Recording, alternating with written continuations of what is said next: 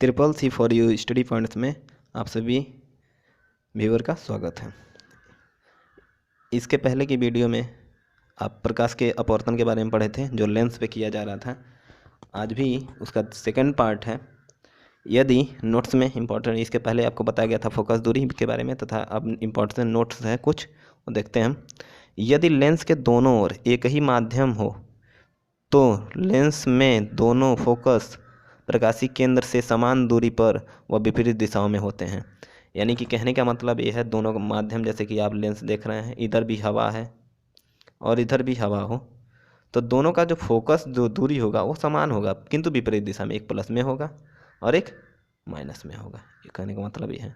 Focus तल क्या चीज़ होता है वो देखते हैं। मुख्य अक्ष के लंबवत तथा मुख्य फोकस से होकर गुजरने वाले तल फोकस तल कहलाती हैं। इसे एफ से प्रदर्शित करते हैं, एफ डैश से प्रदर्शित करते हैं। ध्यान दीजिएगा, एफ डैश से प्रदर्शित करते हैं। तो कहने का मतलब ये, अगर लेंस हम देखते हैं, इसका मुख्य फोकस की बात करें, जहाँ पे किरणें मिल रही हैं, तो ये फोकस तल होता है। या इधर से अगर जा रही हैं कहीं से, तो इसको हम फोकस तल कहते हैं, जैसे कि एफ डैश। गौण अक्ष क्या चीज़ होता है, चित्र में अभी नीचे आप समझ लेंगे। नीचे चित्र है इसका। गौण अक्ष लेंस के प्रकाशीय केंद्र से गुजरने वाली कोई ऋजु रेखा, सरल रेखा, ऋजु रेखा माने सरल रेखा, को गौण अक्ष कहते हैं। लेंस के प्रकाशीय केंद्र से गुजरने वाली ऋजु रेखा, ध्यान दीजिएगा, लेंस के प्रकाशीय केंद्र से गुजरने वाली रेखा, यानी सेंटर से, अगर ऑप्टिकल सेंटर यहाँ से कोई रेखा गुजर रही है तो इसको हम क्या कहते हैं, गौण अक्ष कहते हैं। आगे चलते हैं इंपॉर्टेंट समझ नोट्स में। दूसरा, लेंस के किसी गौण अक्ष के समांतर आने वाली प्रकाश की किरणें लेंस में अपवर्तन के पश्चात फोकस तल के किसी बिंदु पर अभिसरित या केंद्रित होती हैं। कहने का मतलब देखिए, गौण अक्ष जो जा रहा है, ये वाला लाइन, इसके अगर समांतर कोई किरणें आ रही हैं तो फोकस तल पे वो जाके कहीं न कहीं जरूर मिलेंगी, इस तल पे जाके कहीं न कहीं जरूर मिलेंगी। लेंस द्वारा प्रतिबिंब का बनना, जैसे उसमें बताया गया था आपको दर्पण द्वारा प्रतिबिंब का बनना, इसी प्रकार इसमें लेंस द्वारा प्रतिबिंब का बनना बताया जाएगा। जब कोई वस्तु, प्रकाश स्रोत, किसी लेंस के सम्मुख रखी जाती है, तो सम्मुख माने सामने रखी जाती है, तो उससे चलने वाली प्रकाश लेंस पर आपतित होता है तथा लेंस के दोनों पृष्ठों पर अपवर्तन के बाद जिस बिंदु पर अभिसरित यानी केंद्रित होता है, अथवा जिस बिंदु पर अभिसरित यानी फैलता है उसे वस्तु का प्रतिबिंब कहते हैं। जहाँ पे जाके मिलेगा, जहाँ से मतलब मिलना चालू हो या जाके मिल रहा हो, तो उसे हम, जैसे चित्र में अभी आप समझ लेंगे। ये प्रतिबिंब दो प्रकार के होते हैं। कितने प्रकार के? दो प्रकार के। एक वास्तविक प्रतिबिंब होता है और एक आभासी प्रतिबिंब होता है। उत्तल लेंस द्वारा प्रतिबिंब का बनना, आप सेम हेडिंग पाएंगे, जैसे उसमें बताया गया था उत्तल दर्पण द्वारा प्रतिबिंब का बनना, उसी प्रकार उत्तल लेंस द्वारा प्रतिबिंब का बनना। फिर एक बार बताते रहे हैं, उत्तल दर्पण जो होता है, दर्पण में एक तरफ पालिश लगा होता है, बल्कि लेंस में किसी भी साइड में पालिश नहीं लगा होता है। यह पारदर्शी माध्यम होता है, इसमें आर पार दिखाई देता है। जैसे आप चश्मा देखते होंगे तो लेंस है, चश्मे का जो दर्पण होता है वो लेंस होता है, और बल्कि अगर आप आईना देखते होंगे तो वह दर्पण होता है। जब वस्तु अनंत दूरी पर स्थित हो तब वस्तु का प्रतिबिंब की स्थिति, यानी कि अनंत दूरी, जैसे सेम कंडीशन उसमें भी था, बहुत दूर स्थित हो वस्तु, तब उसका प्रतिबिंब कहाँ बन सकता है ये देखना। तो वास्तविक बनेगा,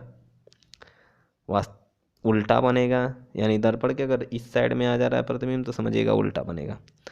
वस्तु से छोटा बिंदु के, जैसे एकदम छोटा सा बिंदु अनंत पे रहेगा तो बिंदु के आकार का बनेगा। लेंस के द्वितीय फोकस यानी F2 पर बनेगा, यहाँ F2 पे। दूसरा कंडीशन, एक नंबर का बहुविकल्पी क्वेश्चन आता है, जब वस्तु लेंस के फोकस दूरी के दोगुने से अधिक दूरी पर हो तब प्रतिबिंब की स्थिति, यानी फोकस दूरी, ये आपका फोकस दूरी है, इसका 2f1 यानी f1 2f1, यानी कि 10 अगर सेंटीमीटर तब ये 10 गुना 20 सेंटीमीटर से अधिक दूरी, यानी अधिक दूरी पे यहाँ पे ये ऑप्टिकल, ये आपका ऑब्जेक्ट है, और ये आपका जो यहाँ पे बना है ये आपका इमेज है। तो देखते हैं कैसा बनेगा। वास्तविक बनेगा, उल्टा बनेगा, वस्तु से छोटा बनेगा, लेंस के फोकस से दूर परंतु 2 गुनी फोकस F1 से पहले, यानी कि इधर बाद दूर है इधर, लेकिन इधर उसी उससे 2 गुने F1 से पहले बनेगा। वस्तु दूनी फोकस दूरी यानी 2F पर हो तो प्रतिबिंब की स्थिति कैसी होगी? कैसे होगा प्रतिबिंब? वास्तविक होगा, उल्टा होगा, वस्तु के बराबर होगा, लेंस के दाईं ओर 2F पर बने, यानी 2F पे है तो 2F पे ही बनेगा, F2 बनेगा। उत्तल लेंस द्वारा प्रतिबिंब का बनना, अवतल लेंस द्वारा प्रतिबिंब का, अभी उत्तल लेंस द्वारा पढ़े हैं तो अब अवतल लेंस द्वारा प्रतिबिंब का बनना। अगर वस्तु अनंत पर हो तो प्रतिबिंब की स्थिति, अनंत पे अगर वस्तु है तो क्या होगा? आभासी होगा, सीधा होगा, वस्तु से अत्यंत छोटा यानी बिंदु का आकार प्रथम फोकस यानी F1 पर बनेगा। सेकेंड कंडीशन, अनंत तथा प्रकाशिक केंद्रों के बीच जब वस्तु हो तब प्रतिबिंब की स्थिति क्या होगी? आभासी होगी, सीधा होगा, छोटा होगा और F1 तथा प्रकाशिक केंद्र के बीच बनेगा। चित्र से आप समझ सकते हैं, देख लेंगे। अब यहाँ पे उसमें भी डेरिवेशन नहीं था, इस जो NCERT का पैटर्न उसे डेरिवेशन आपका हटा दिया गया है, तो आप सिर्फ फार्मूला देखिए। F यानी फोकस दूरी, U यानी वस्तु की दूरी, V यानी प्रतिबिंब की दूरी में संबंध। तो लेंस की फोकस दूरी, वस्तु की दूरी U और फोकस दूरी F और प्रतिबिंब की दूरी V में संबंध क्या चीज़ होता है? 1/F बराबर 1/V प्लस 1, उसमें दर्पण में प्लस था, बस इसमें माइनस होता है। 1/F बराबर 1/V माइनस 1/U, बस एक ही अंतर होता है, उसमें प्लस था, इसमें माइनस होता है। एक और चीज़ होता है आपका लेंस द्वारा आवर्धन यानी क्षमता जो होती है वो देख लेते हैं। वस्तु के प्रतिबिंब की लंबाई, वस्तु के प्रतिबिंब की लंबाई, ध्यान दीजिएगा, प्रतिबिंब जो बनता है फिगर, उसकी लंबाई दूरी नहीं, कहाँ बन रहा ये नहीं, बल्कि इसकी लंबाई कितना लंबा है, लंबाई तथा वस्तु के लंबाई के अनुपात को, जो वस्तु इधर रखा गया था उसके अनुपात को हम लोग रेखीय आवर्धन कहते हैं। इसे m से प्रदर्शित करते हैं, यानी m बराबर इमेज, I से इमेज, O से ऑब्जेक्ट, I/O। अब यहाँ पे एक और है फार्मूला, यदि प्रकाशिक केंद्र से वस्तु की दूरी U तथा प्रतिबिंब की दूरी V हो तो m बराबर जो होगा I/U यानी V/U के बराबर होगा। यानी एक फार्मूला यहाँ से अगर आप लेना चाहें तो ये भी बन सकता है आपका फार्मूला। लेंस की क्षमता क्या चीज़ होता है? लेंस की क्षमता लेंस की फोकस दूरी के व्युत्क्रमानुपाती होता है, जबकि फोकस दूरी मीटर में हो तो इसे P से प्रदर्शित करते हैं। अर्थात किसी लेंस की क्षमता P फोकस दूरी के व्युत्क्रम के बराबर होती है, जबकि फोकस दूरी मीटर में हो। लेंस की क्षमता का मात्रक होता है डायोप्टर, इसे D से प्रदर्शित करते हैं। नोट्स में उत्तल लेंस के लिए F का मान F होता है, इसलिए P का मान F का मान पॉजिटिव होता है, तो इसलिए P का भी मान पॉजिटिव होगा। अर्थात लेंस में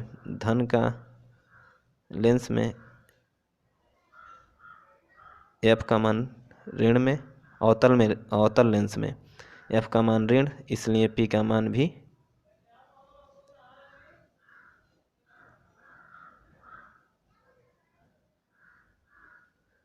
यहाँ ऋणात्मक होगा, ऋणात्मक भी होगा। यानी कि ऊपर परिभाषा आप पढ़े थे कि P बराबर 1/F, फोकस दूरी के व्युत्क्रम माने 1/F के बराबर क्या होता है? क्षमता होती है। तो P बराबर 1/F। यदि फोकस दूरी सेंटीमीटर में हो तो क्या हो जाएगा? P बराबर 1/F, F यानी सेंटीमीटर या मीटर में था तो मीटर को सेंटीमीटर में बदलने के लिए क्या किया जाएगा आपको? F/100, यानी कि नीचे फार्मूला क्या आपका तैयार होगा? 100/F सेंटीमीटर में। उत्तल लेंस तथा अवतल लेंस की पहचान कैसे करके? एक स्पर्श करके, एक प्रतिबिंब द्वारा। उत्तल लेंस किनारों की अपेक्षा बीच में मोटा होता है तथा अवतल लेंस किनारों की अपेक्षा बीच में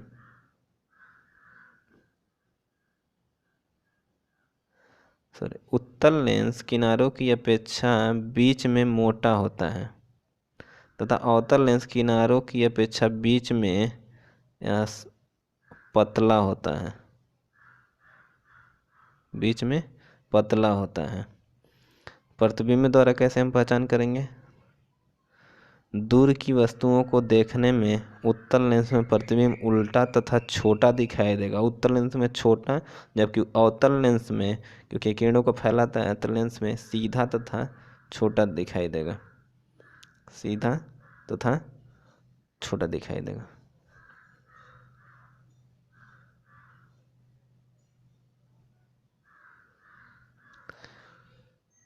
सेकंड है, निकट की वस्तु जैसे कागज पर मुद्रित अथवा लिखित अक्षर उत्तल लेंस में बड़ा दिखाई देता है, जबकि अवतल लेंस द्वारा छोटा दिखाई देता है। लेंस के उपयोग, क्या चीज़ उपयोग है? लेंस का उपयोग विभिन्न प्रकार के उपकरणों में जैसे फोटोग्राफी, कैमरा, प्रोजेक्टर, सूक्ष्मदर्शी इत्यादि में व्यापक रूप से किया जाता है। मनुष्यों के दृष्टिकोण से दृष्टि दोष के निवारण हेतु उत्तल तथा अवतल लेंसों का भी उपयोग किया जाता है। आज के वीडियो में बस इतना ही। वीडियो को पॉज करके इस प्रकार के नोट्स अगर चाहते हैं तो वीडियो को लाइक, शेयर एंड सब्सक्राइब जरूर करें, हमारे चैनल को सब्सक्राइब जरूर करें। धन्यवाद।